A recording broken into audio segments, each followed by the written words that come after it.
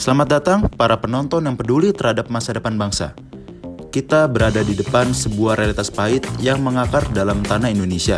Sebuah realitas yang telah merusak fondasi keadilan dan kesejahteraan. Hari ini kita akan menjelajahi kegelapan yang menyelimuti negara kita, yaitu korupsi. Istilah korupsi tidak asing lagi di telinga masyarakat Indonesia.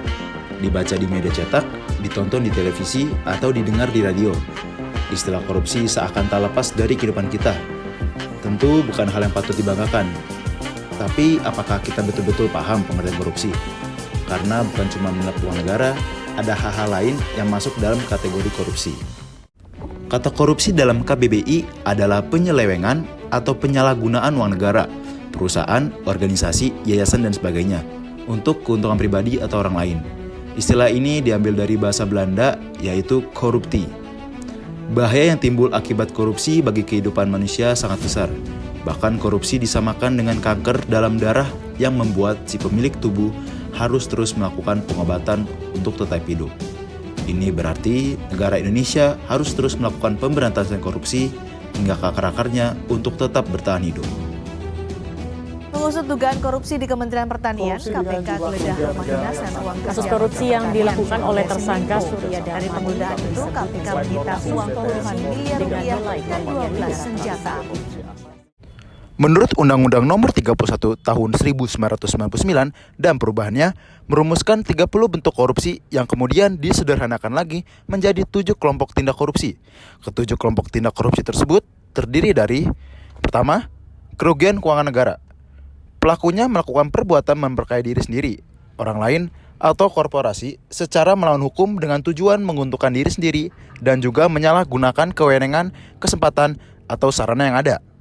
Contohnya seperti pegawai pemerintahan yang memanipulasi anggaran demi mendapatkan keuntungan untuk dirinya sendiri. Tindakan seperti ini dapat merugikan keuangan negara karena anggaran program jauh lebih tinggi kenyataan yang sebenarnya. 2. Suap menyuap. Suap menyuap adalah menjanjikan atau memberi sesuatu kepada ASN, hakim, advokat, penyelenggara negara agar si penerima mau berbuat sesuatu atau tidak melakukan apapun dalam jabatannya. Contohnya suap antar pegawai, misalnya seperti memberikan barang demi kenaikan pangkat atau jabatan. 3. Penggelapan dalam jabatan. Ini adalah tindakan dengan sengaja penggelapan uang, pemalsuan buku-buku, surat berharga, atau daftar-daftar yang digunakan khusus untuk pemeriksaan administrasi. Misalnya, seorang penegak hukum menghancurkan barang bukti suap agar pelaku dapat terbebas dari hukuman. 4. Pemerasan.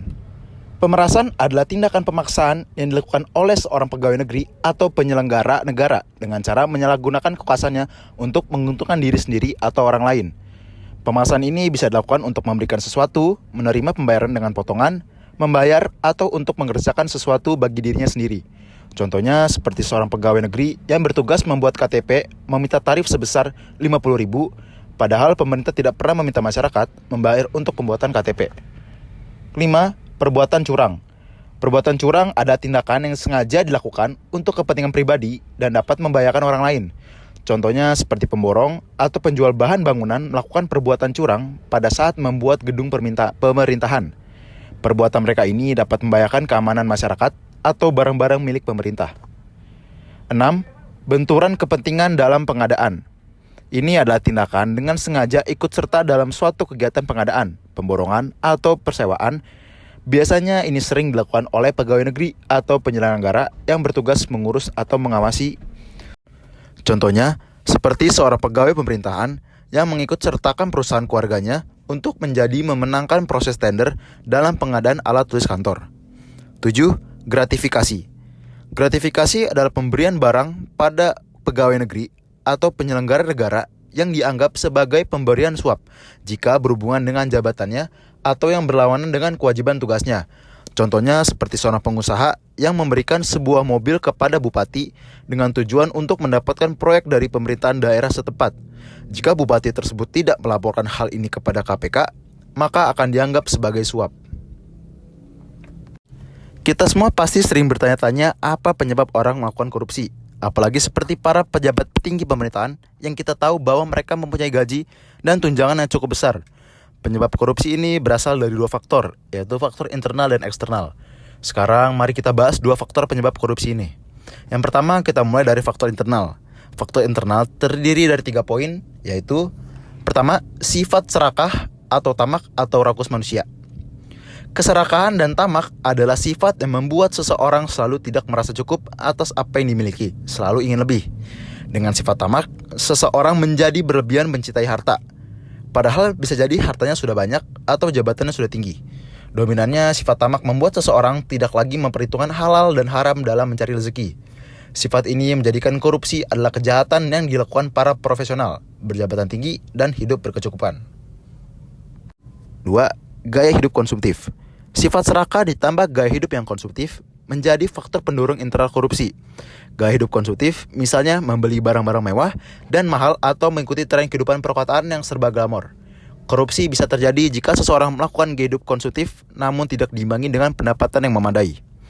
3. Moral yang lemah. Seseorang dengan moral lemah mudah tergoda untuk melakukan korupsi.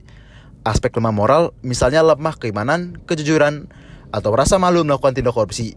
Jika moral seseorang lemah, maka godaan korupsi yang datang akan sulit ditepis. Godaan korupsi bisa berasal dari atasan, teman setingkat, bawahan, atau pihak lain yang memberi kesempatan untuk melakukannya. Selanjutnya faktor eksternal yang terdiri dari 5 aspek, yaitu pertama, aspek sosial. Kehidupan sosial seseorang berpengaruh dalam mendorong terjadi korupsi, terutama keluarga. Bukannya mengingatkan atau memberi hukuman, keluarga malah justru mendukung seseorang korupsi untuk memenuhi keserakahan mereka. Aspek sosial lainnya adalah nilai dan budaya di masyarakat yang mendukung korupsi. Misalnya, masyarakat hanya menghargai seseorang karena kekayaan yang dimilikinya atau terbiasa memberikan gratifikasi kepada pejabat. 2. Aspek politik. Keyakinan bahwa politik untuk memperoleh keuntungan yang besar menjadi faktor eksternal penyebab korupsi. Tujuan politik untuk memperkaya diri pada akhirnya menciptakan money politics. Dengan money politics, seseorang bisa memenangkan kontestasi dengan membeli suara atau menyogok para pemilih atau anggota-anggota partai politiknya. 3. Aspek hukum. Hukum sebagai faktor penyebab korupsi bisa dilihat dari 2 sisi. Sisi perundang-undangan dan lemahnya penegakan hukum. Koruptor akan mencari celah di perundang-undangan untuk bisa melakukan aksinya. Selain itu, penegakan hukum yang tidak bisa menimbulkan efek jera akan membuat koruptor semakin berani dan korupsi terus terjadi.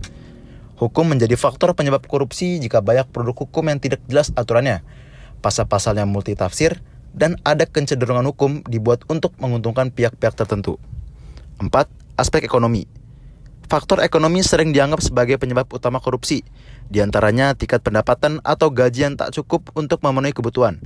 Fakta juga menunjukkan bahwa korupsi tidak dilakukan oleh mereka yang gaji pas-pasan. Korupsi dalam jumlah besar justru dilakukan oleh orang-orang kaya dan berpendidikan tinggi. Banyak kita lihat pemimpin daerah atau anggota DPR yang ditangkap karena korupsi. Mereka korupsi bukan karena kekurangan harta, tapi karena sifat serakah dan moral yang buruk. 5. Aspek organisasi. Faktor eksternal penyebab korupsi lainnya adalah organisasi tempat koruptor berada. Biasanya organisasi ini memberi andil terjadinya korupsi karena membuka peluang atau kesempatan. Misalnya, tidak adanya teladan integritas dari pemimpin, kultur yang benar, kurangnya memadai sistem akuntabilitas, atau lemahnya sistem pengendalian manajemen.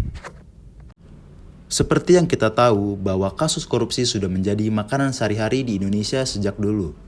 Dari kasus ringan hingga yang berat sudah kita dengar.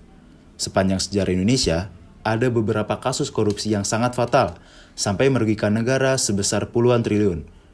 Dan sekarang kami akan membahas 3 di antaranya.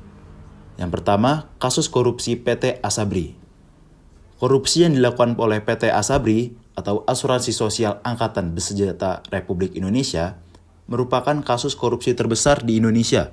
Jumlah kerugian akibat kasus dugaan pengelolaan dana investasi PT Asabri periode 2012 hingga 2019 mencapai angka 23,74 triliun.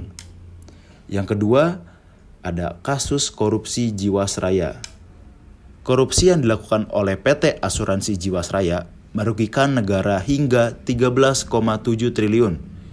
Jiwasraya menjadi perhatian banyak orang setelah tidak mampu membayar polis kepada nasabah dengan nominal sebesar 12,4 triliun. Produk asuransi jiwa serta investasi ini adalah hasil kerjasama yang dilakukan oleh beberapa bank. Pada tahun 2019 lalu, Kejaksaan Agung menetapkan 5 orang sebagai tersangka kasus korupsi ini. Yang ketiga, kasus korupsi Bank Senturi. Kasus korupsi Bank Senturi menjadi perhatian banyak orang di tahun 2014 lalu. Saat itu, Badan Pemeriksa Keuangan atau BPK melaporkan kerugian yang diakibatkan oleh kasus ini mencapai angka 6,76 triliun. Tak hanya itu, negara juga mengalami kerugian sebesar 689,394 miliar untuk pemberian fasilitas pendanaan jangka pendek kepada Bank Senturi. Untuk mencegah terjadinya korupsi, kita dapat memulai dari diri sendiri. Kesadaran akan diri sendiri merupakan fondasi utama dalam segala hal yang kita lakukan.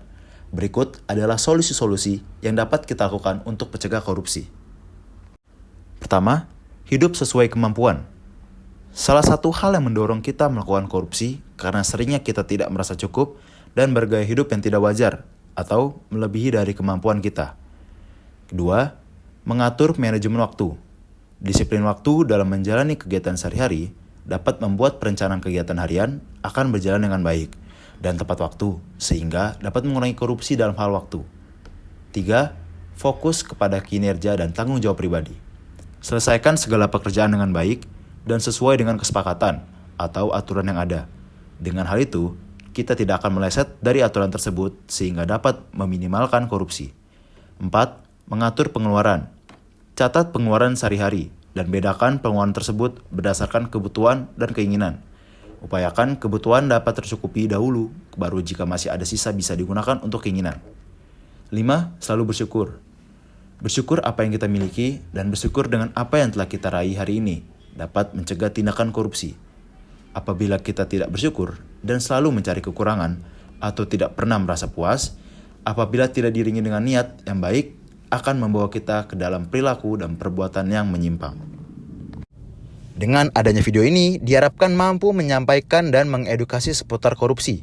Bersama kita berdiri, bersatu kita melawan. Mari bersama-sama merubah Indonesia menjadi negara yang bersih dari belenggu korupsi.